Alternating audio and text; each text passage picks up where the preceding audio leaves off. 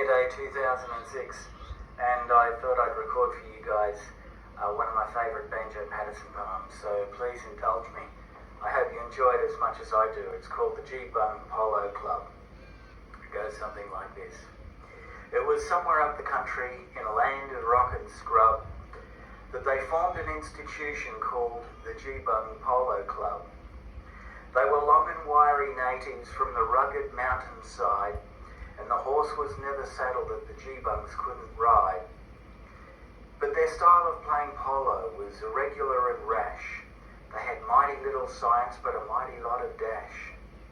And they played on mountain ponies that were muscular and strong, though their coats were quite unpolished and their manes were tails and long. And they used to train those ponies wheeling cattle in the scrub.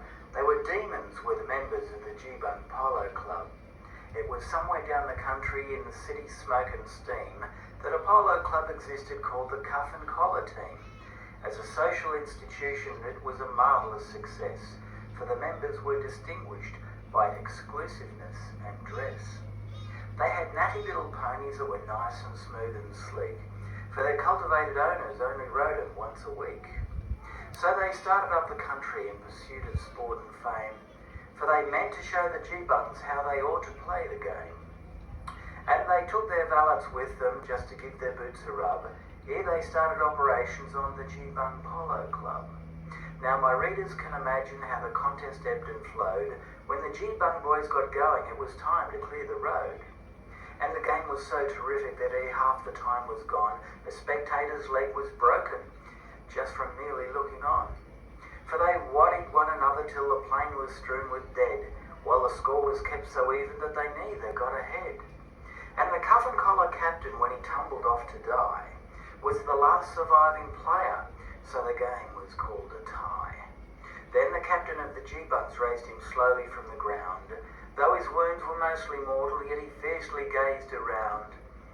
There was no one to oppose him, all the rest were in a trance, so he scrambled on his pony for his last expiring chance.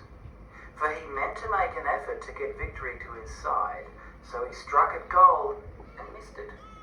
Then he tumbled off and died.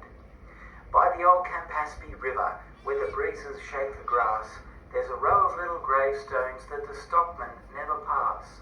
For the cuff and collar players and the GEEBUNG boys lie there, and on misty moonlit evenings, while the dingoes howl around, you can see their shadows flitting down that phantom polo ground. You can hear the loud collisions as the flying players meet, and the rattle of the mallets and the rush of ponies' feet, till the terrified spectator rides like blazes to the pub. He's been haunted by the spectres of the GEEBUNG POLO Club. Thanks to Banjo Patterson, my favourite poem, the GEEBUNG POLO Club.